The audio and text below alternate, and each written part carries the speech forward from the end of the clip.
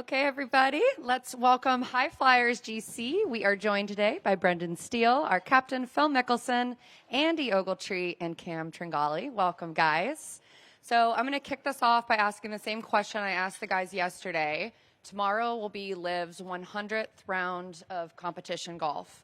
So if you guys can each just take a moment and reflect back on London 2022. I know some of you were there, some of you weren't, but just how far we've come, where we came from, where we are now, and also where we're going to be in another 100 rounds. So I'll start with you, Phil.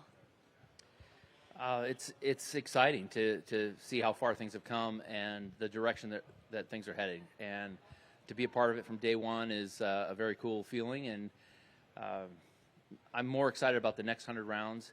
There were a lot more challenges in the first 100, and I just see a lot more growth and at a much faster rate in the next 100 rounds. Cammie?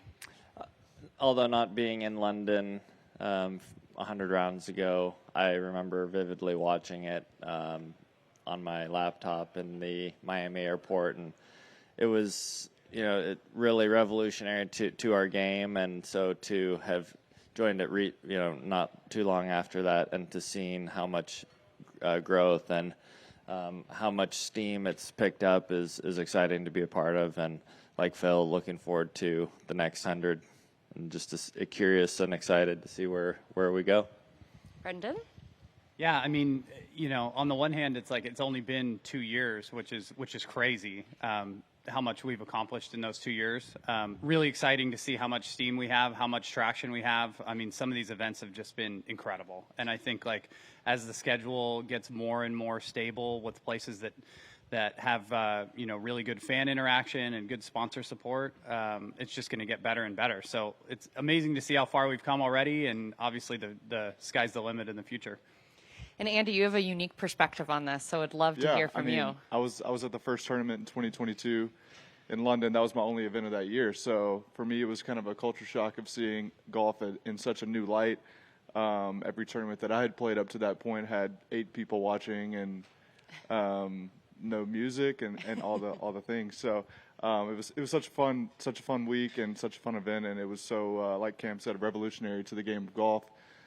Giving it such a new light. So I think, all the momentum that we've gained, how much better the field's gotten. If you look at the first event versus now, the field is a lot deeper, and I think it's only going to continue to go that way. So, just all the momentum that LIV has gotten this last 100 years has been amazing. Phil, what has been your favorite memory over these last 100 rounds? I think rather than one specific memory, it's more the experience of sharing things with the guys. We had a great day yesterday. We had a great day together, start of the year. We've had great days where we lift each other up, where we are working to improve, working to get better, and doing that together is a unique and special experience from my professional career. This provides new opportunities to achieve higher levels, and to do it together is what I cherish about this.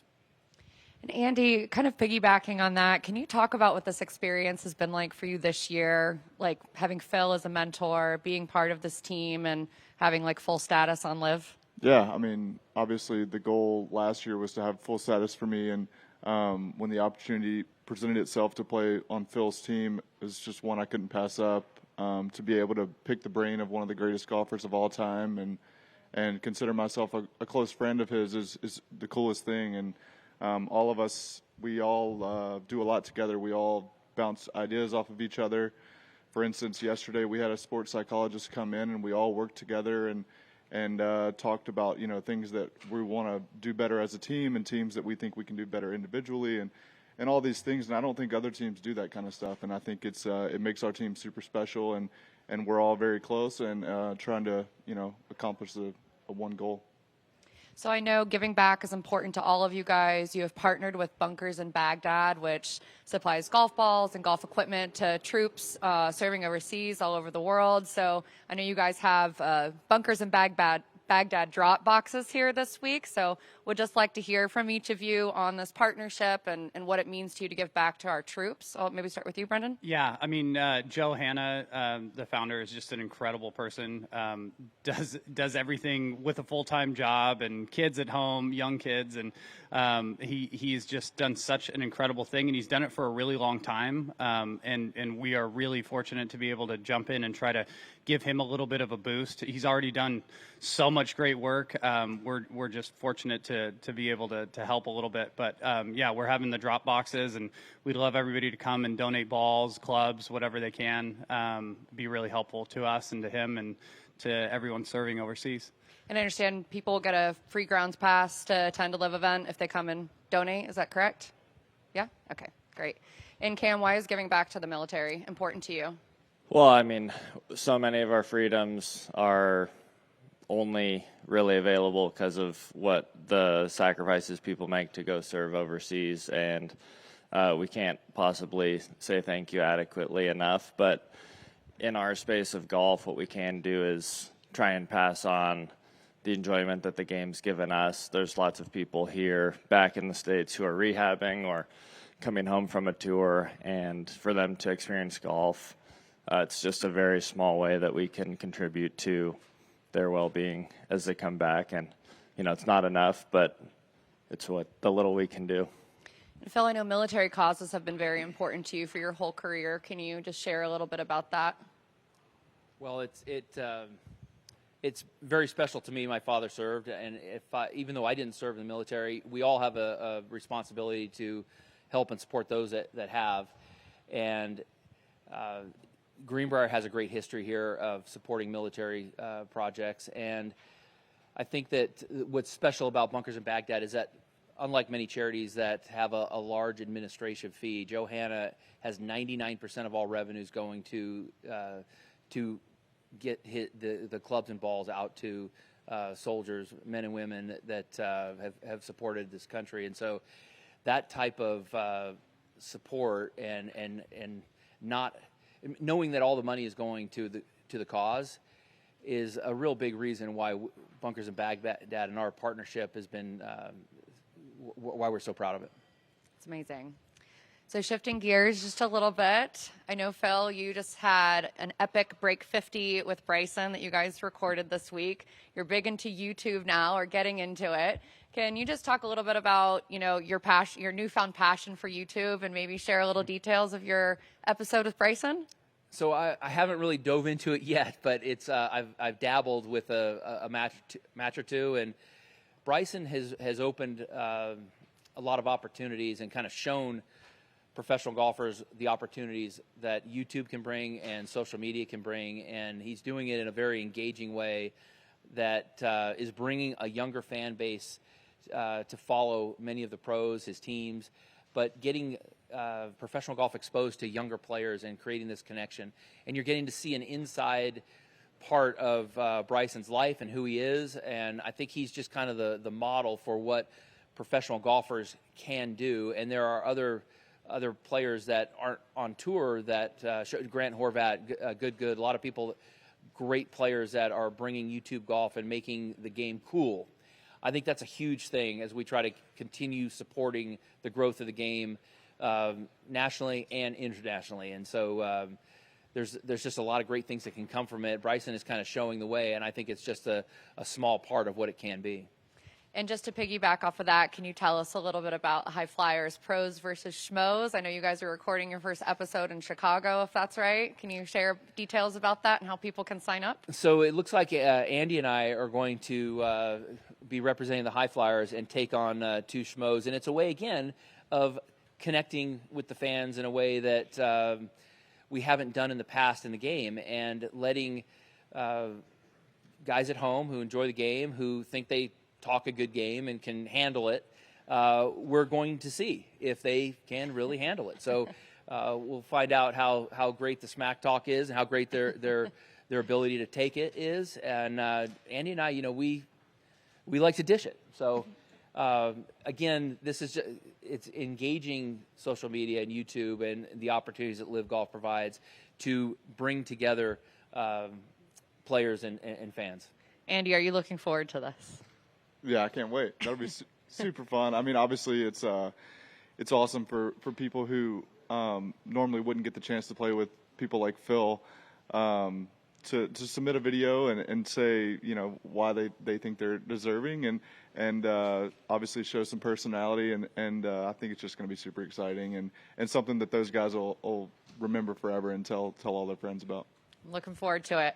Last question for me. Yesterday, we talked with Bubba, Patrick Reed, and Bryson about their love for the Greenbrier and what makes this place so special, why this week is so great for you guys, and would just like to hear from each of you on your experience at the Greenbrier and why you love it here. I'll start with you, Brendan. Yeah, I mean, it's my daughter's favorite place to come of the year. It's like summer camp for her. She starts school next week, so this is like the big last hurrah. But there's a million activities for her to come here now. I've been coming here long before she was born, so it's always been fun for me as well, but really cool to be able to share it with her and have her kind of blow it out here for the last few days of summer. So that just makes it really enjoyable for me. And Phil? So it's America's resort, and there's so much history here that's transpired. What I love is seeing the old pictures of Sam Snead.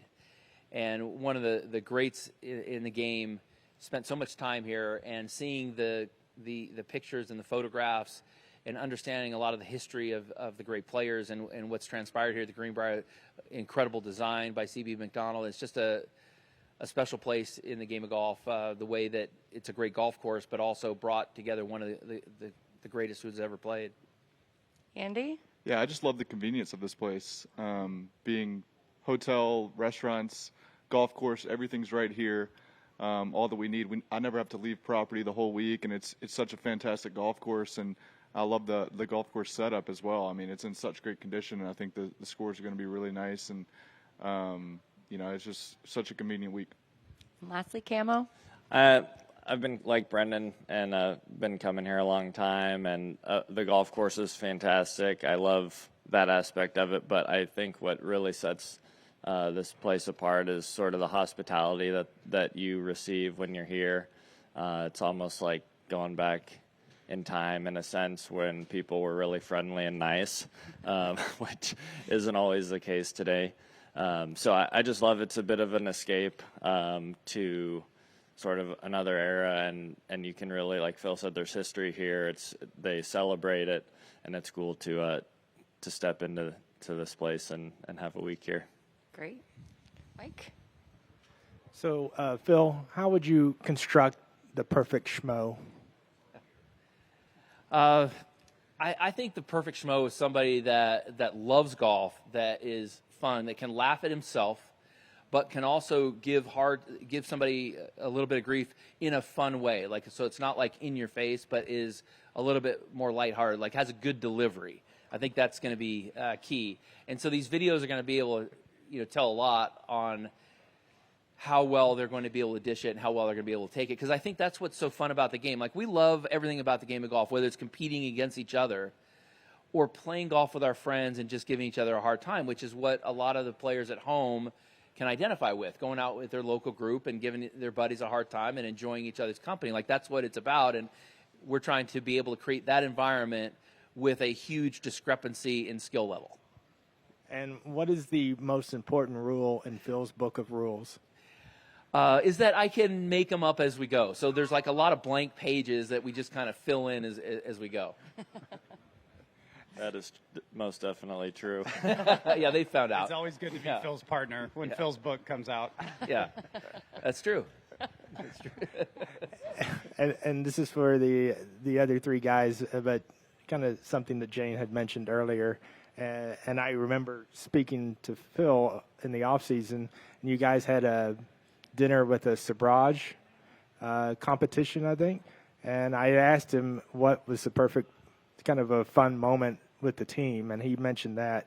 And I just wanted to ask the other three guys, what would be a fun memory that you've had in the first 2 years here with LIV? Steely? Yeah, I mean, too many to name. Obviously, that sabrage dinner was really fun. That was at the end of last season. We had a great time in Australia this year. We all shared a house together, and just a lot of fun there. The dinners and kind of hanging out there was really great. just going all over the world with three of your best friends. I mean, how can you beat that? You know, like we're doing really cool stuff. We like to do everything together. So we play practice rounds together. We eat dinner together. We travel together. We stay together. We do everything, practice at home and stuff. So a lot of the great moments are even just when we're around California and playing and working on stuff. Spending time with Phil over the off season was really great for me. It really pushed me way forward. So a lot of stuff. Every day is good memories and new really cool things. Camo, anything that sticks out? Like Steele said, they're numerous, but for me, when we get together and have, you know, the greater team, so our caddies, our support team, we do team dinners every once in a while, and those are always fun. Amy usually has something up her sleeve for us, so you never know what's coming. But we laugh a lot. We genuinely enjoy being around each other, and for me, that's, you know, life's about, you know, not what you do, but who you're doing it with, and I'm so proud of these guys. I love being on their team, and it's really just a fun group. One thing that sticks out in your mind from this season, Andy? From this season, probably celebrating Steely's win in Australia was super fun. Like you said, we were all staying in a house together, and just having everyone over. You know, everyone was so happy for him and what he had accomplished, and we also had a good finish that week as a team, third place finish. So, you know, I think just like Cam said as well, doing everything together. Steely and I had a joint birthday party in Miami this year, I think is what you were referring to, and seeing Camo's dance moves that Amy made him get up there in front of everyone and do is stuff like that. I mean, we have such a good time, and yeah, I love traveling with these guys and doing all these fun things. All right. One last question from me. As you look at the individual and team leaderboard this season, is there one surprise either way that you've seen through the first 11 tournaments of the year? Steely? Or Phil? One surprise as in like talking about for us or for just in general? Yeah. I don't know. The league is so deep now. There's so many great players. You know, you do see the best players are rising to the top, you know, over the course of the season. So that it doesn't really surprise me, you know, with Rom up there, with Joaquin up there, with Tyrrell up there. Like those guys are incredible players. We all know that. So that doesn't really surprise me a whole lot. And the teams are a lot stronger this year than they were last year or the year before. So the competition is just really deep and really tough. So you have to be on your game. There's no messing around. We haven't quite had the season that we'd like to have, but we can turn that around really quick these last 3 weeks. Yeah, I think the biggest surprise is that we're not higher up on the leaderboard, and we're pursuing a whole different way to get there. Like, we're not complacent. We're working hard, and we have a good game plan on how we're going to get there. And we've had a few little setbacks this year, but nothing permanent. And we're ready to start pursuit up that leaderboard, and I think we're going to have some success here. That's to me is the biggest surprise. And we're going to change that. We're going to work hard till we do change it.